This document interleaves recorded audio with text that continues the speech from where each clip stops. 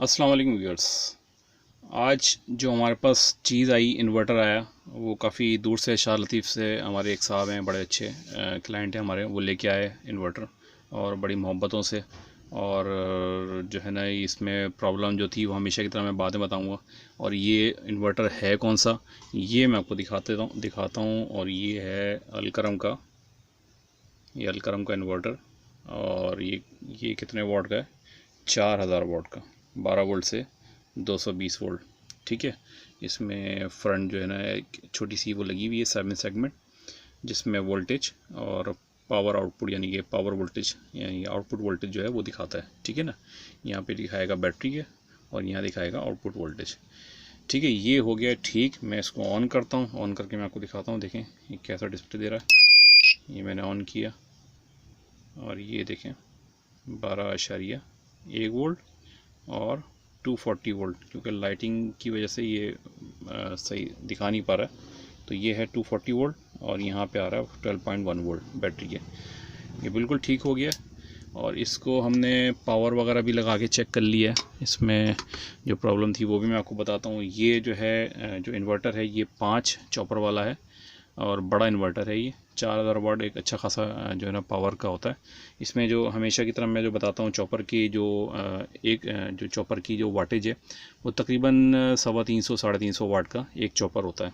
तो आप इसके हिसाब से लगा लें, जो है ना इसको क्या कैलकुलेट करेंगे तो तकरीबन 1600 वाट तक ही बनता है। 1600 1800 वाट, 4000 वाट लिखते हैं आप। 4000 वाट कभी भी ना डालें। मैं हमेशा आपको ये रिकमेंड करता हूँ कि 4000 वाट जो है ना कभी भी आप इतना ऊपर ना लेके जाएं। इसको थोड़ा सा सेफ़ साइड पे चलाएं, ठीक है ना, कम लोड पे, ताकि ये भी सुकून में चले और आपको भी कोई जेब पे भारी खर्च ना आए, जबकि अगर ये उड़ जाए, कोई मसला हो जाए इसमें। तो इसमें जो है हमेशा की तरह जो मैं डिस्क्रिप्शन बताता हूँ, मैं चंद पॉइंट्स में बताता हूँ, जिसमें मैं ये दिखाता हूँ कि ये डीसी बूस्टर की साइड है। और डीसी बूस्टर जो है ना किस तरह से ड्राइव करता है, वो आईसी है TL494। मैं इसको जूम कर देता हूँ थोड़ा सा। ये देखें, यहाँ पे इसकी कंट्रोल आईसी लगी हुई है और ये जो आईसी है वो TL494 है। ठीक है ना। TL494 से जो है गेट पल्सेस जो है जनरेट होती हैं। और गेट पल्सेस जनरेट होती हैं, ये दो ट्रांजिस्टर हैं, 2 NPN और 2 PNP, यहाँ से होती हुई ये ट्रांजिस्टर्स पे चली जाती हैं। ठीक है ना। और 22 ओम्स की रेजिस्टेंस गेट पे लगी होती हैं, जो कि समझ लें कि हर ट्रांजिस्टर को दूसरे से अलग करती है ऑपरेशन वाइज। ताकि अगर हम बिल्कुल मिला देंगे, मिला भी सकते हैं, लेकिन जो है थोड़ा सा इसमें डिफ्रेंशिएट किया जाता है कि एक ट्रांजिस्टर से दूसरी ट्रांजिस्टर की जब स्विचिंग हो रही हो तो दूसरे पे इफ़ेक्ट ना पड़े। हर चॉपर जो है पैरेलल ऑपरेशन पे काम कर रहा होता है। ये चॉपर जो है ये इसका एक सर्किट है पूरा, यानी 2 ट्रांजिस्टर से ये चॉपर ड्राइव हो रहा है और ये वाला चॉपर जो है वो इन 2 ट्रांजिस्टर से ड्राइव हो रहा है। ये वाला इसको नहीं कर सकता ड्राइव, ये वाला इसको नहीं कर सकता, इसके बिल्कुल सर्किट ही अलग है। यानी कि मैं हमेशा बताता हूँ कि इसकी सेंटर पॉइंट जो है वो 12 वोल्ट होती है। 12 वोल्ट लेने के बाद इसकी जो वाइंडिंग होती है, इंटरनल वाइंडिंग, तो 12 वोल्ट से वाइंडिंग होके यहाँ आती है, नीचे से ये यहाँ पे इसके ड्रेन पे चला जाता है। ठीक है ना। और इसी तरह से दूसरा पॉइंट है वो वहाँ से चला जाता है और वहाँ से निकल के ये ड्रेन पे आ जाता है। तो ये इसकी जो है ना नॉर्मल जो ऑपरेशन है वो मैं आपको हमेशा ही बताता हूँ कि इस तरीके से ये काम कर रहा होता है। ठीक है ना। तो इसमें 5 चॉपर्स हैं। 5 चॉपर्स जो है वो बआसानी आप जो है ना देख सकते हैं कि किस तरीके से अलग अलग ये ड्राइव किए गए। ठीक है ना। ये मैं आपको हमेशा सर्किट का बिल्कुल ओवरव्यू देता हूँ, ताकि जो है किसी भी किस्म की कोई परेशानी अगर आपको हो रही है तो आप डिस्कशन करें और हमें एग्जैक्ट लोकेशन बताएं, ताकि हम आपको सही तरह से उसका सोल्यूशन बता सकें। तो ये जो है ना एक बहुत ही जनरल एक ऑपरेशन है। अच्छा, इसकी जो है ना सेकंड जगह पे जो इसकी सेकेंडरी पे मैं चला जाता हूँ, मैं वो भी दिखाता हूँ आपको। जी जनाब, ये इसकी जो है वो दूसरी साइड है, जिसमें दूसरी साइड में समझ लें कि सेकेंडरी साइड है। वो वाली प्राइमरी साइड थी जो डीसी बूस्ट करती है। ठीक है ना। उसमें मॉसफेट्स लगते हैं, यहाँ पे भी मॉसफेट लगाए जाते हैं, लेकिन यहाँ जो मॉसफेट्स हैं वो इसकी एक अलग सर्किटरी होती है। पहले ये जो है यहाँ से स्विचिंग होती है चॉपर की स्विचिंग होने के बाद यहाँ हाई वोल्टेज जनरेट होते हैं। यहाँ पे 2 सिर्फ कनेक्शन होते हैं चॉपर के, जिससे हाई वोल्टेज जनरेट हो रहे होते हैं। और यहाँ से ये जो है पल्सेटिंग जो समझ लें कि हाई HV पल्सिस जो आ रही होती हैं, उसको इन डायोड्स की मदद में, ये भी जो है हाई वोल्टेज के डायोड हैं और तकरीबन 3 से 4 एम्पेयर के डायोड्स होते हैं, तो यहाँ से ये जो है इसको कन्वर्ट कर देता है पल्स जो है ना वो डीसी में, पल्सेटिंग डीसी में।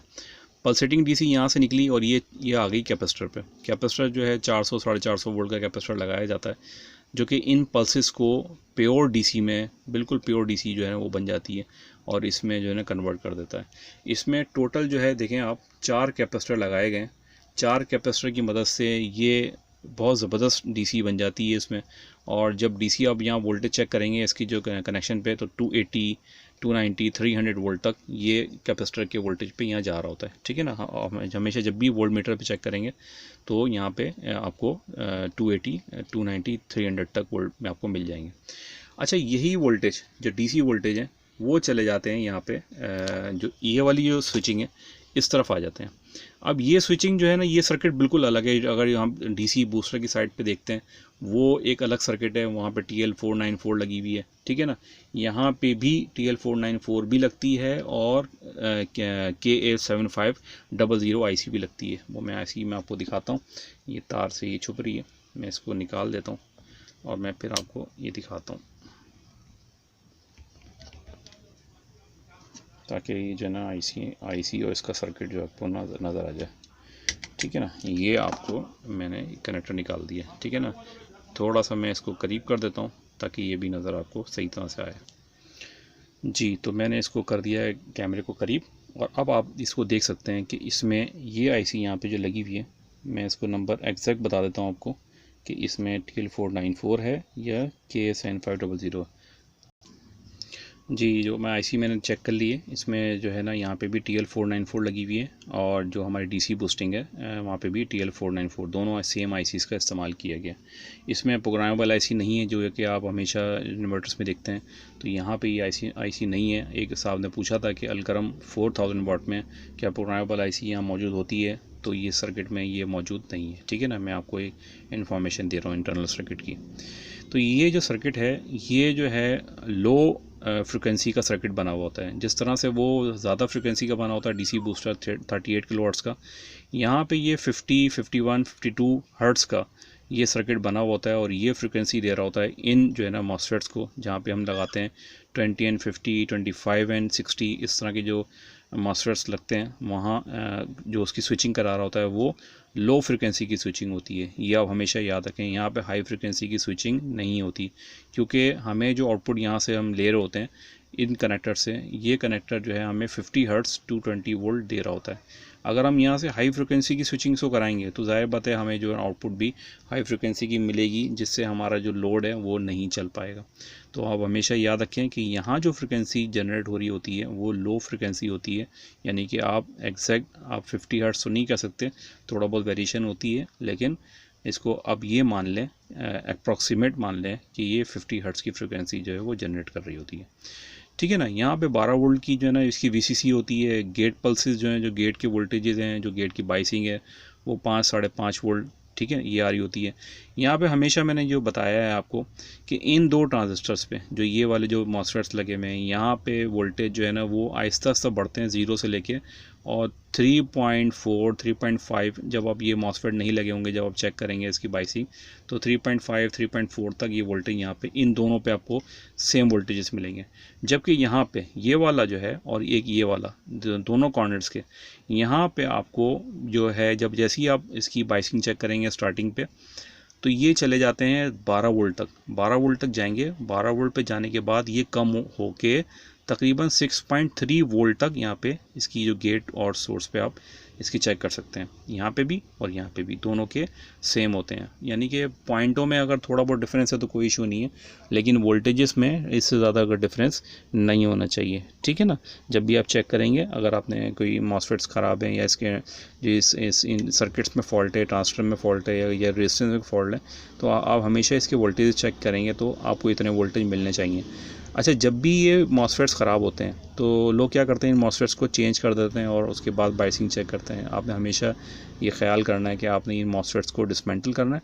इन मॉसफेट्स को आप निकाल के रख दें बिल्कुल साइड में, और निकालने के बाद आप चारों की गेट टू सोर्स वोल्टेज आप चेक करेंगे, अच्छा, वो जब चेक करेंगे जब आपके डीसी बूस्टर, यानी कि जो समझ लें कि जो लो वोल्टेज है 12 वोल्ट से स्विचिंग करा रहा है चॉपर की प्राइमरी, जब वो ये यहाँ पे हाई वोल्टेज यहाँ पे आ जाएंगे, यानी कि 280 से 300 वोल्ट तक यहाँ पे आ जाएंगे, तब आप जो है ना इसकी बाइसिंग चेक करेंगे। उससे पहले बाइसिंग चेक करने का कोई फ़ायदा यहाँ पे नहीं है। आप सबसे पहले जो है ना डीसी बूस्टर साइड बनाएं, इसको निकाल दें, और निकालने के बाद यहाँ पे आपने कैपेसिटर पे इसके जो है ना हाई वोल्टेज चेक करना है। हाई वोल्टेज चेक करने के बाद जब ये आपको नज़र आ जाए कि यहाँ से जो डायोड लगे हुए हैं यहाँ से आपको हाई वोल्टेज यहाँ मिल गए और बिल्कुल एग्जैक्ट इतने ही वोल्ट आ रहे हैं, हाई वोल्टेज आ रहे हैं, तो फिर आप जो है ना इसकी बाइसिंग पे जाएंगे। ठीक है ना। तो इसकी बाइसिंग आप चेक करने के बाद जब इतने वोल्टेज जब मैं जितना बता रहा हूँ, यानी कि 6.5 वोल्ट, आप ये जहन में रख लें। मैं अगर पॉइंटों में बताऊंगा तो आपको थोड़ा सा वो कन्फ्यूजन रहेगी कि भाई मैंने कितने वोल्ट बताए थे। आप ये एक इमेजिन कर लें कि 6.5 वोल्ट आने चाहिए यहाँ ES वाले में और इस वाली साइड पे, दोनों में 6.5 वोल्ट, और बीच वाले में तकरीबन 3.4 या 3.5 वोल्ट आप इसको जहन में रख लें। इसकी मेरी बड़ी डिटेल वीडियो थी एक, मैंने उसमें बहुत कुछ, उसमें जो बाइसिंग है और उसमें जो चीज़ें हैं मैंने बहुत बताई थी, तो उसको वीडियो आप उसमें देख सकते हैं। ठीक है ना। मेरी तमाम वीडियोस जो है ना बहुत जो है ना मैंने कोशिश करता हूँ कि रिसर्च बेस्ड हों और आपको इसकी जो है मुकम्मल इन्फॉर्मेशन जो है ना दी जाए, कोई भी चीज़ आपसे छुपाई ना जाए। ठीक है ना। तो ये चीज़ जो है ना आप ये जहन में रखें कि ये जो है ना लो फ्रिक्वेंसी है, लो फ्रिक्वेंसी से ये इसकी लो फ्रिक्वेंसी की स्विचिंग होती है गेट बाइसिंग पे। इस तरह से जो है ना आपने वोल्टेज चेक करना है। वोल्टेज चेक करने के बाद फिर जो है ना आपने इस मॉसफेट्स को इंस्टॉल करना है। जब आप ये वोल्टेज चेक कर लेंगे, मॉसफेट को इंस्टॉल कर लेंगे, तो मेरा नहीं ख्याल है कि आपको किसी भी किस्म की परेशानी का सामना करना पड़ेगा। ठीक है ना। तो ये तो बात हो गई। अच्छा, बास औकात जो है ना लोग पूछते हैं कि ये जो 2 ट्रांजिस्टर लगे हुए हैं, एक ये वाला और ये वाला, इसके क्या नंबर है। तो ये नंबर मैं आपको बता देता हूँ कि ये 3D करके नंबर ट्रांजिस्टर आम मार्केट में मिल जाता है। 10-15 रुपये 20 रुपये का ट्रांजिस्टर होगा। आप ये वाला ट्रांजिस्टर जो है इसी नंबर का आप लगाएंगे। आप कोई भी ट्रांजिस्टर इसमें जो है ना F1 2P इस तरह का कोई भी जो है ना 1F या 2P इस तरह का ट्रांजिस्टर आप नहीं लगाएंगे, इसी नंबर का ट्रांजिस्टर लगाएंगे। ये एक स्पेशल ट्रांजिस्टर है जो कि हाई वोल्टेज पे काम कर रहा होता है और इसका करंट जो है वो बहुत मिनिमम होता है। तो ये आपने जहन में रखना है। ये हमेशा जब भी इसकी बाइसिंग में ख़राबी होगी तो ये आपने ये ट्रांजिस्टर्स को चेंज करना होगा। अगर ये बाइसिंग के वोल्टेज कम ज़्यादा बता रहा है कुछ है, आप बिल्कुल जो है ना आँख बंद करके इनके ट्रांजिस्टर्स को निकालें। निकालने के बाद दूसरे ट्रांजिस्टर लगाएं तो इंशाल्लाह आपका ये प्रॉब्लम जो है ना हल हो जाएगा। अच्छा, कभी कभी ये हो रहा होता है कि लोग बोलते हैं कि भाई ये वाली रेजिस्टेंस जो है गेट वाली, ये वाली रेजिस्टेंस गेट पे जो लगी होती हैं ये वाली हैं, ये वाली हैं, ये जल रही हैं। तो ये जलने की वजूहत क्या है। देखें, ज़्यादातर जो लोग हैं वो जो है ना पुल आउट मॉसफेट्स लगाते हैं। पुल आउट मॉसफेट्स में ये होता है कि ना कुछ मॉसफेट्स जो है ना इंटरनली जो है ना वो गेट की तरफ जो है वो मामूली से शॉर्टेज हो रही होती है, जो कि आम मीटर पे आपको नहीं मिलेगी, नहीं नज़र आएगी। आप जितना भी चेक करेंगे आप कहेंगे ये तो मॉसफेट मेरा ठीक है। लेकिन मुझे खुद भी जो है ना मैंने ये लगाया था पुल आउट, और पुल आउट लगाने के बाद मेरा एक्सपीरियंस रहा कि इन पे जब मैंने जब लगाया तो लगाने के बाद जो है ना ये जो गेट पे रेजिस्टेंस है ना वो जो है ना फ़ौरन ही जल रही थी। तो मैंने एक रेजिस्टेंस लगाई, 2 लगाई, 3 लगाई, तो इसके बाद फिर मैंने ना मॉसफेट निकाला और इसकी जो सीरीज़ होती है, यानी कि ये 2 सीरीज़ हैं और ये 2 सीरीज़ हैं। तो मैंने ये 2 सीरीज़ चेंज की और मेरा मसला यहाँ पे हल हो गया। तो ये इंटरनल शॉर्टेज होती है, ये नज़र नहीं आती।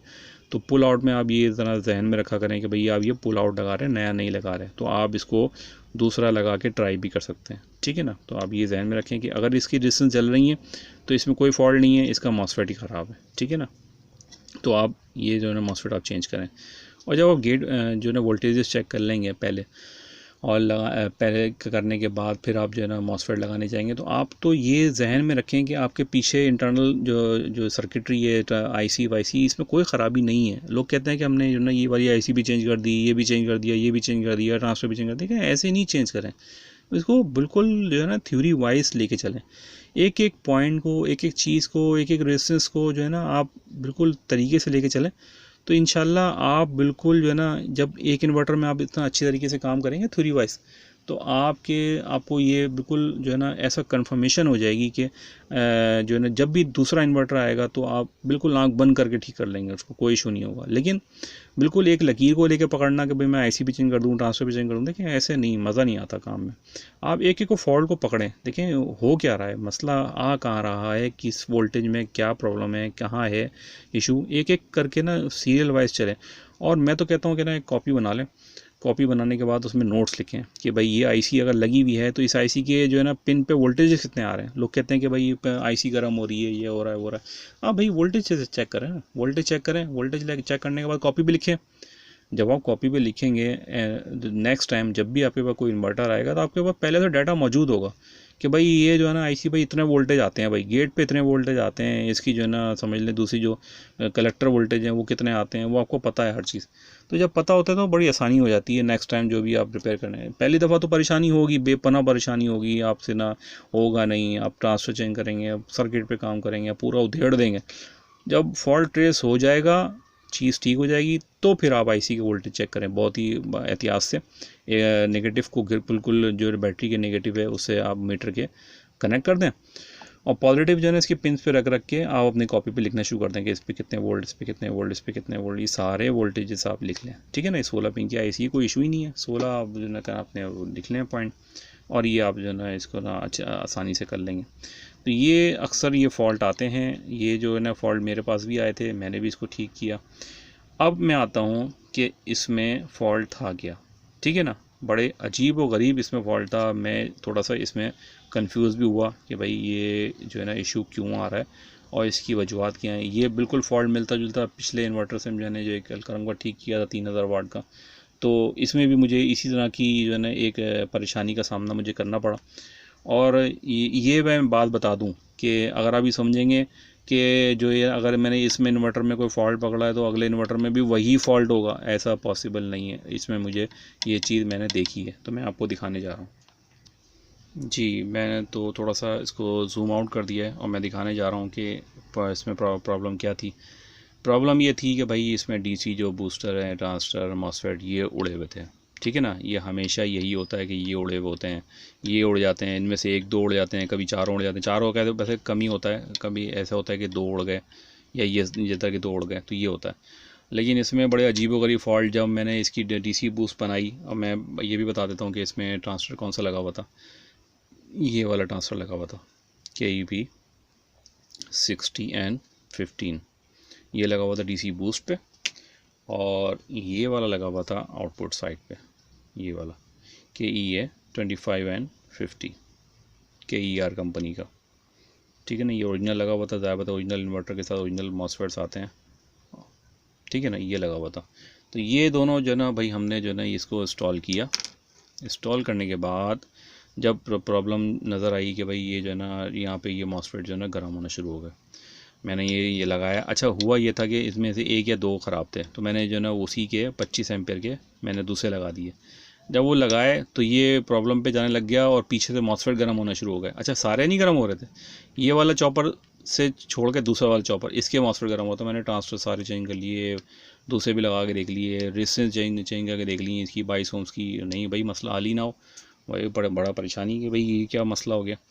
तो बहरहाल फिर जो है ना मैंने थोड़ा सा दिमाग को घुमाना शुरू किया कि क्या इशू हो सकता है, कहाँ प्रॉब्लम आ सकती है। तो भैया इसमें जो इशू आ रहा था पहले तो ये था कि इनमें से ये जो मॉसफेट था ना मैंने ये गलत लगा दिया था, यानी कि ये मैंने जो लगाया तो सेम रेटिंग का था, लेकिन इसी कंपनी में फ़र्क था। तो मैंने फिर चारों निकाल के चारों सेम कंपनी ST कंपनी के लगाए ये मॉसफेट। तो ये प्रॉब्लम जो है ना, एक तो ये गर्म होने का मसला हल हो गया, लेकिन उसके बाद एक प्रॉब्लम और आ रही थी जिसकी वजह से वोल्टेज बैठ रहे थे। ये रेजिस्टेंस जो कि पॉइंटों में रेजिस्टेंस होती है, ये देखें, ये हीट हुई थी, ये कंटिन्यूटी बता रही थी। मैं आपको दिखाता हूँ मीटर पे, मैं आपको मीटर पे दिखाता हूँ कि किस तरह से कंटिन्यूटी दिखा रही थी, और मुझे बड़ी जो है ना वो हुई, परेशानी हुई। मैंने कहा ये क्या प्रॉब्लम आई।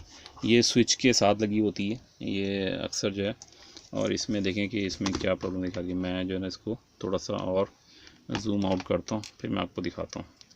देखिए मैंने इसको रखा है डायोड की रेंज पे और कंटिन्यूटी की रेंज पे। मैंने रेजिस्टेंस को मैं चेक करता हूँ। जब मैं चेक कर रहा हूँ देखें, तो देखें वैल्यू क्या दिखाएगा। एक मिनट, सॉरी, ये दिखा रहा है, थोड़ा सा मिसमैच कर रहा है ये। एक मिनट, ये देखें 6 ओम्स, और मीटर भी कंटिन्यूटी पे चल रहा है। मैंने इस रेजिस्टेंस पे बिल्कुल भी ना डाउट भी नहीं किया। मैंने कहा नहीं, रेजिस्टेंस हीट तो है, लेकिन ये तो बता रही है जो है ना, कंटिन्यूटी बता रही है।